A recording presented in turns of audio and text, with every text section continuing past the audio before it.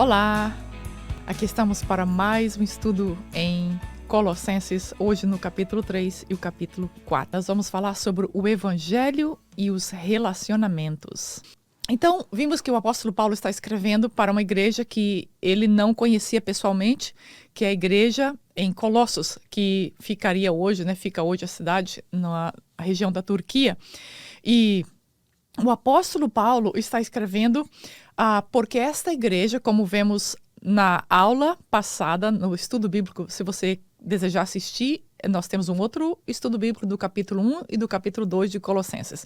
Então lá nós vimos que essa igreja de Colossenses estava sendo atacada por um evangelho que não era o evangelho de Cristo, era um evangelho falso. Esses falsos mestres estavam tentando ensinar aos colossenses que Cristo não era Deus. Então o apóstolo Paulo entra aqui com seus ensinamentos fortíssimos para afastar esse tipo de conhecimento que estavam tentando levar para a igreja em Colossos.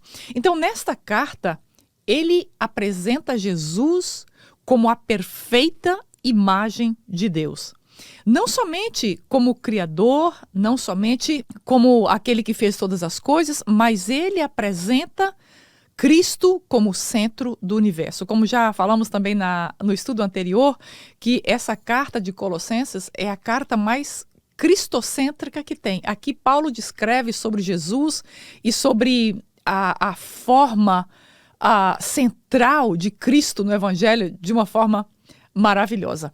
Então, Jesus é apresentado aqui nessa carta como mais do que o centro do universo, mas o centro de todas as coisas, lembrando que Jesus é a perfeita imagem de Deus. E nós termos a visão correta ou a visão própria de quem é Cristo impacta a nossa vida e a vida das pessoas que estão ao nosso redor. Você sabia que a nossa vida espiritual, o que nós somos espiritualmente, a nossa vida cristã, ela é definida pelo que nós entendemos sobre Cristo. Quanto mais límpida, quanto mais completa, quanto mais verdadeira for a compreensão que nós temos a respeito de Cristo, mais a nossa vida espiritual será afetada e, consequentemente, as pessoas que estão ao nosso redor. Para vivermos, nós precisamos estar completamente interligados a outras pessoas, famílias, amigos, colegas de trabalho, hoje em dia online, contatos. Então nós estamos interligados com outras pessoas de todas as pontas, de todas as formas.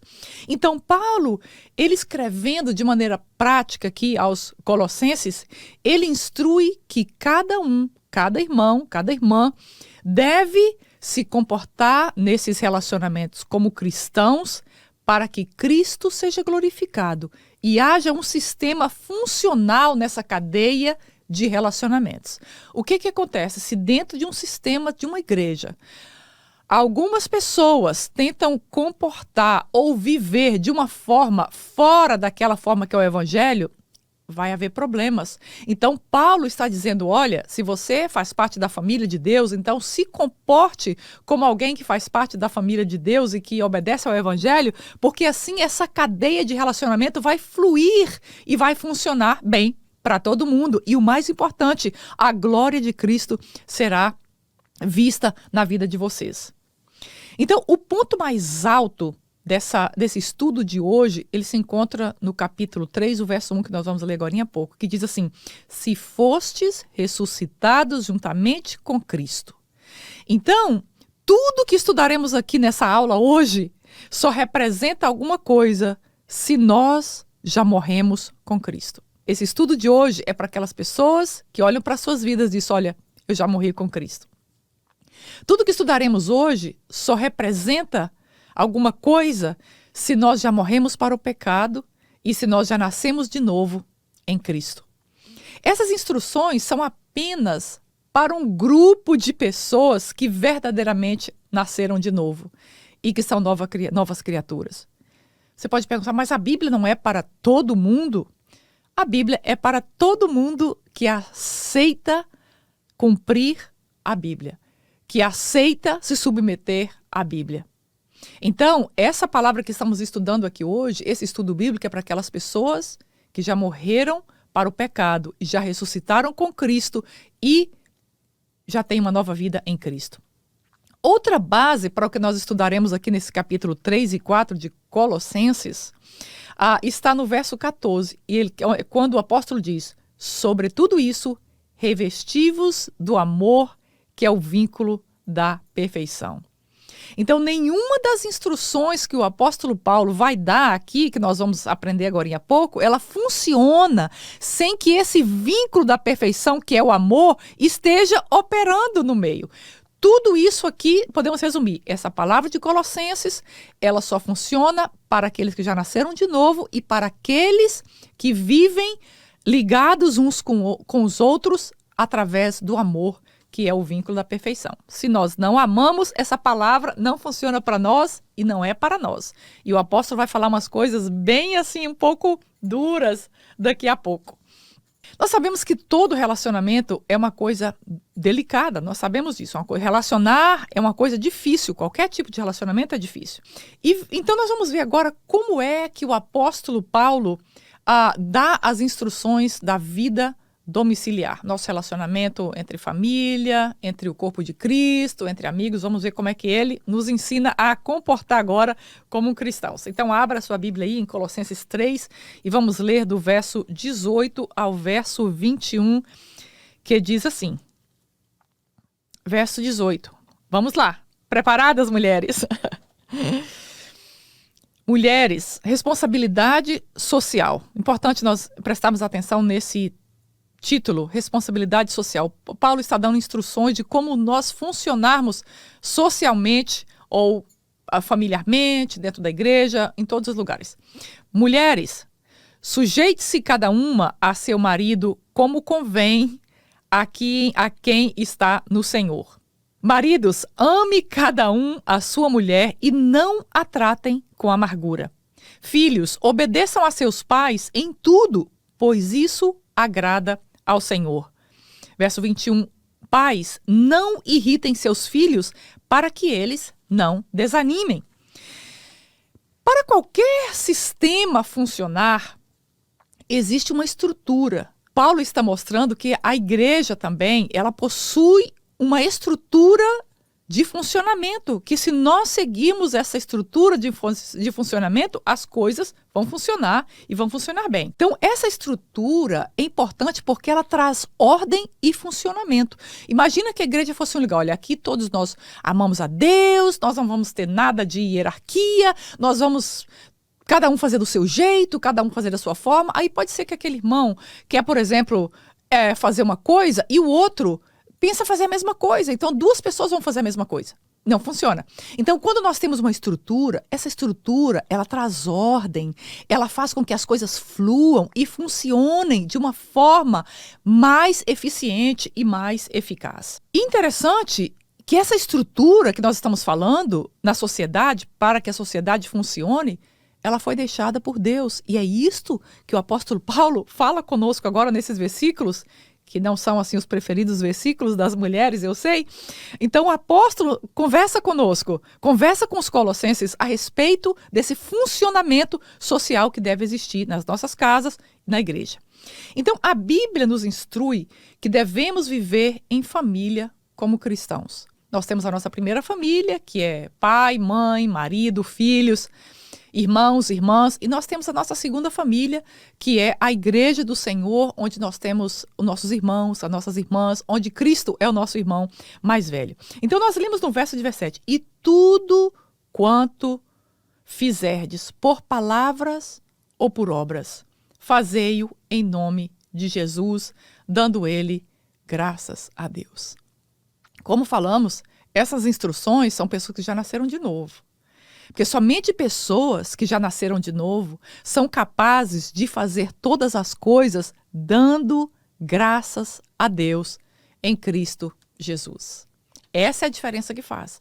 Se a nossa natureza ainda não nasceu de novo, se nós ainda não passamos pelo processo novo nascimento, nós não conseguimos cumprir essa palavra que Paulo está instruindo aqui. Então, é importante que essas instruções que Paulo está dando aqui, dentro da família, ele mostrou aqui a estrutura da família, mulheres, marido, filhos, pais. Essa estrutura que o apóstolo está dando aqui, ele está dando instrução sobre os deveres de cada membro da família e não os direitos de cada família. Isso faz toda a diferença. E todos os membros têm seus deveres. A mulher tem seu dever, o marido tem seu dever, os filhos têm seus deveres, todo membro da família tem o seu dever. Não, ele não está discutindo aqui o direito, olha, eu como esposa tenho esses direitos da família, eu como filho eu tenho esse direito. O apóstolo não está com esse assunto em pauta, mas ele está aqui deixando claro o dever, o papel de cada um de nós como membros da família. Paulo não está dizendo que a mulher é menor do que o seu marido. O apóstolo Paulo não está dizendo que a mulher, ou que essa posição de submissão quer dizer inferioridade. Submissão não quer dizer inferioridade. A palavra submissão quer dizer que quando eu estou submissa a alguém, eu estou eu estou debaixo da missão que alguém está executando. Deus deu a missão para o homem para ser o líder da casa. Paulo não está dizendo que a mulher é menor, ou menos inteligente, ou menos espiritual. Ele tampouco está dizendo, preste atenção nisso, que todas as mulheres devem submeter aos homens. É específica para aquelas mulheres que já se casaram e fizeram um pacto no casamento. Mulheres, esposas, sejam submissas aos seus maridos.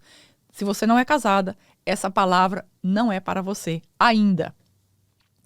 Sejam submissas como convém no Senhor.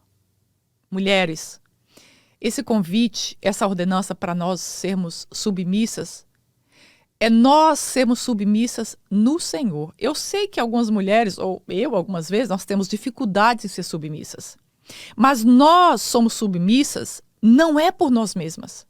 Lembra que Cristo habita em nós.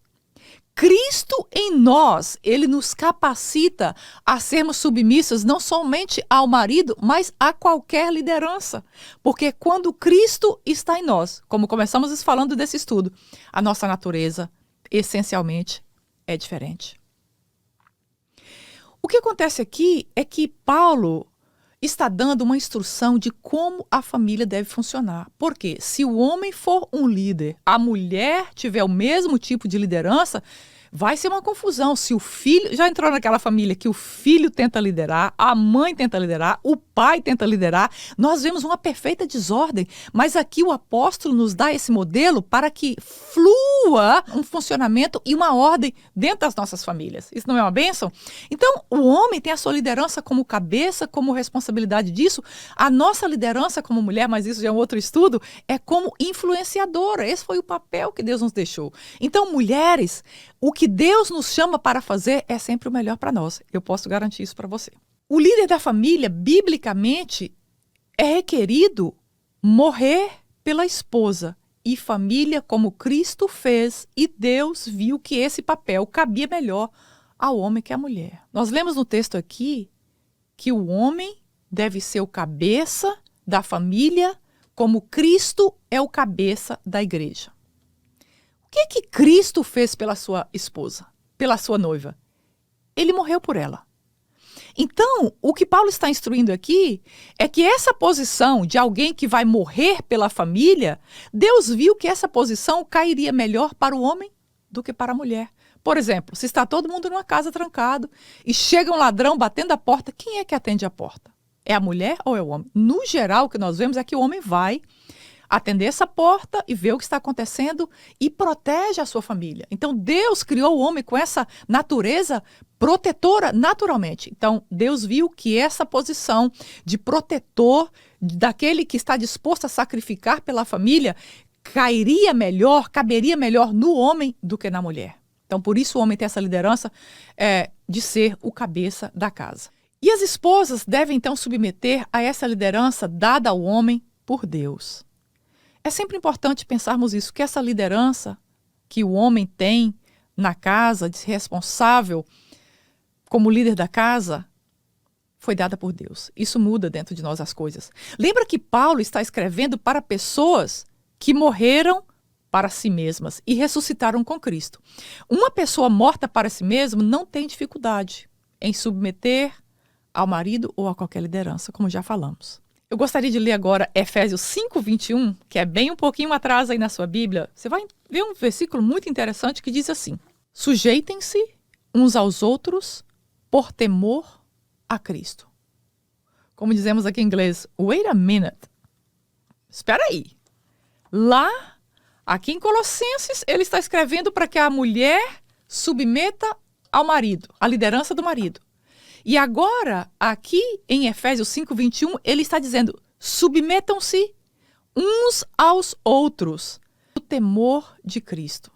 Como cristã, eu preciso submeter a qualquer outra pessoa no temor de Cristo. No temor de Cristo, devemos submeter uns aos outros. E outra vez focando, essa palavra é somente para aqueles que já morreram em Cristo e têm nova vida. O verso 19, seguindo a nossa leitura aqui, diz o seguinte, vamos lá. Ame cada uma a sua mulher e não a tratem com amargura. Paulo escreve aos homens como eles devem tratar as suas esposas. Vós, maridos, amai as vossas mulheres e não as trateis asperamente. Please, por favor. Ame a sua mulher.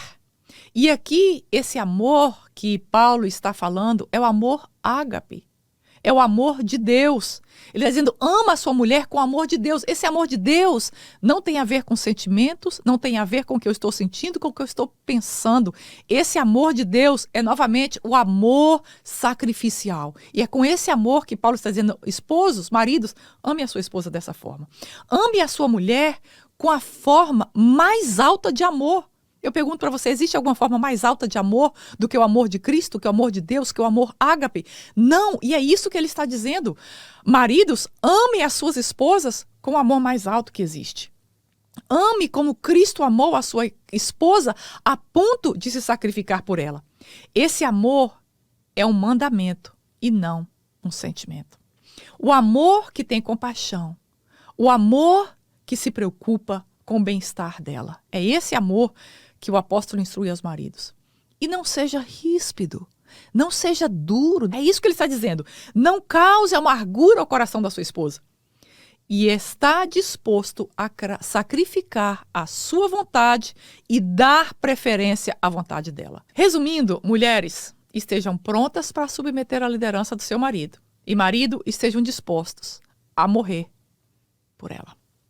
O verso 20 e 21 é um comando divino que os filhos devem obedecer aos pais em tudo. E essa questão de obediência, gente, ela é tão séria, a obediência aos pais, que o pecado da desobediência aos pais no Velho Testamento é comparado ao pecado da idolatria. Em Levíticos 19:3 nós vemos isso, que o pecado da desobediência é também uma característica que sinaliza, que mostra sobre os finais dos tempos. Então, a desobediência e a rebelião contra os pais é sério diante de Deus, é como idolatria no Velho Testamento, e no Novo Testamento é como uma característica. A desobediência, né, dos filhos aos pais, quando os filhos forem desobediência aos pais, é um sinal de que Jesus está perto de voltar. Então, isso é coisa séria. A obediência aos pais é uma atitude que agrada a Deus. A Bíblia vai além de obedecer. Lá em Êxodo 20:12, a palavra diz, honra teu pai e a tua mãe, para que tenha longa vida sobre a terra. Então vai mais, faça mais do que obedecer. Então honra teu pai, honra a tua mãe. Como cristãos, esse é o nosso papel como filhos e filhas. Mesmo casados, mesmo já com qualquer idade, a Bíblia não altera a ordem que é para nós filhos, honrarmos aos nossos pais em qualquer idade da vida que nós estivermos. Essa ordenança, ela é bilateral. Os filhos devem obedecer aos pais, e ele diz que os pais não devem provocar a ira dos seus filhos. A palavra ordena que nós, pais, tenhamos ou contenhamos a nossa ira e não provoquemos os nossos filhos. Salmo 127:3 diz que os filhos são um presente do Senhor para nós. E, queridos, é com esses olhos que nós devemos olhar nossos filhos. Temos que corrigi-los, mas olhar para eles como um presente que nós recebemos das mãos do nosso Deus. E que presente! E eles são a herança do Senhor. É importante mantermos em mente que os nossos filhos, antes de pertencer a nós, eles pertencem ao Senhor. 3, 22 e o capítulo 4, o verso 1. Vamos lá no capítulo 3, 22, seguindo aí a leitura. Diz assim: escravos, obedeçam em tudo os seus senhores terrenos, não somente para agradá-los quando eles estão observando, mas com sinceridade de coração, pelo que de vocês temerem o Senhor. Tudo o que fizestes, façam de todo o coração, como para o Senhor e não para homem. Verso 24, sabendo que do Senhor a recompensa da herança, receberão a recompensa da herança. É a Cristo o Senhor que vocês estão servindo. 25, quem cometer injustiça receberá de volta a injustiça, e não haverá exceção para ninguém. 4:1 senhores, deem aos seus escravos o que é justo e direito, sabendo que vocês também têm do Senhor um Senhor nos céus. Uau! No primeiro século, quando o apóstolo Paulo escreveu isso aqui, os servos faziam parte da vida doméstica praticamente de toda a família. E a escravidão não era algo desumanizado como nós conhecemos hoje na nossa sociedade. Nós falamos a palavra escravidão, né? Nós nos arrepiamos porque a história de escravidão é uma história terrível, triste e completamente anti-Deus. Eu estou certa que Deus e a palavra de Deus abominam completamente a história de escravidão que nós conhecemos. Então, a escravidão naquele momento da história era mais uma forma de status social. Então, o que acontecia? Pelo menos 50% da população do Império Romano eram de escravos. Só que quem eram os escravos daquela época? Escravos eram considerados as pessoas que prestavam trabalhos para outros. Por exemplo, professor, um médico, uma babá, eles eram todos considerados escravos, porque eram uma classe trabalhadora, vamos colocar nessa melhor definição. Então, a Bíblia não condena a escravidão na forma que existia naquela época da história. Paulo disse, você é escravo, ele diz, continua sendo escravo, mas glorifica a Deus nessa posição que você está. Então, o apóstolo aqui, o que ele faz? Ele exorta aos escravos que trabalhem para os seus mestres, como eles estivessem trabalhando para o Senhor. E é interessante que ele não exorta isso só para os escravos, porque Paulo diz, tudo que você fizer, essa aqui é para todos nós, tudo que você fizer, faça como para o Senhor e não para homem. Então, eles estão dizendo, não trabalha de fachada. Quando nós temos um emprego, ele está dizendo, não trabalha, não seja falso, fazendo um trabalho na frente do seu chefe, do seu empregador e sendo outra pessoa por trás dele. Isso desagrada a Deus. Se nós somos cristãos verdadeiros, a mesma forma que nós trabalhamos em frente ao chefe, nós vamos trabalhar quando o chefe não está presente. O que é isso? É trabalhar na presença de Deus, crendo que Deus é o nosso mestre, primeiramente, e Ele está assistindo a forma como nós estamos trabalhando.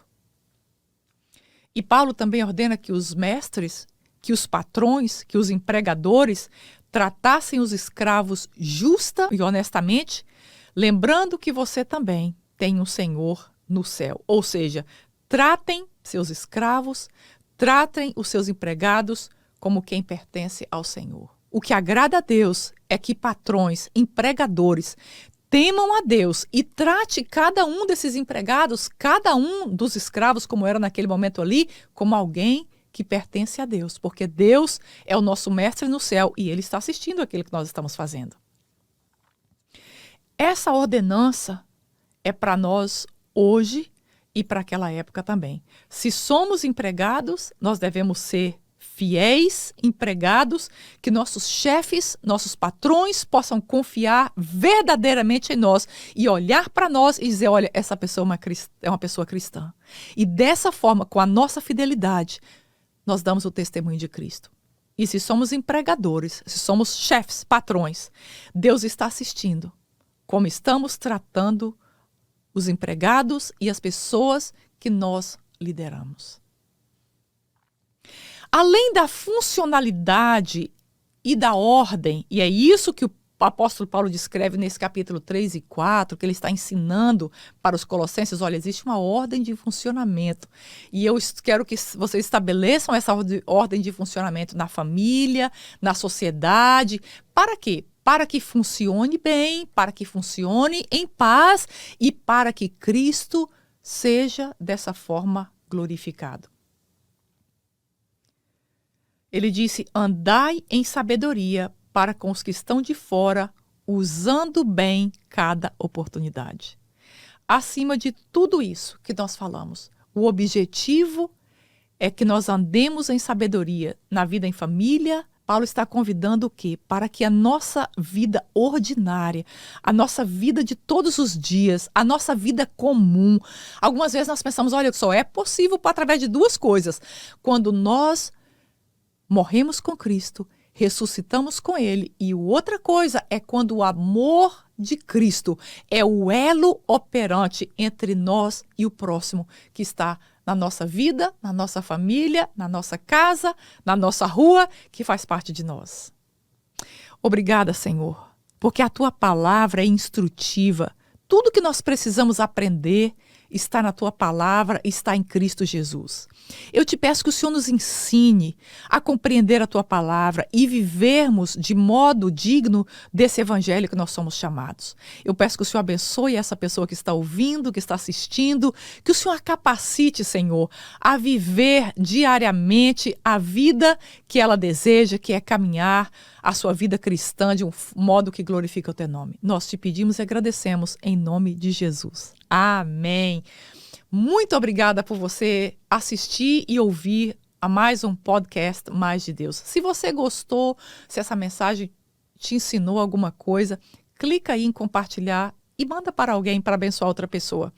E toda terça-feira estaremos aqui com um estudo novo, então se você subscrever, então você vai receber uma notificação avisando quando nós postarmos um novo estudo. Muito obrigada.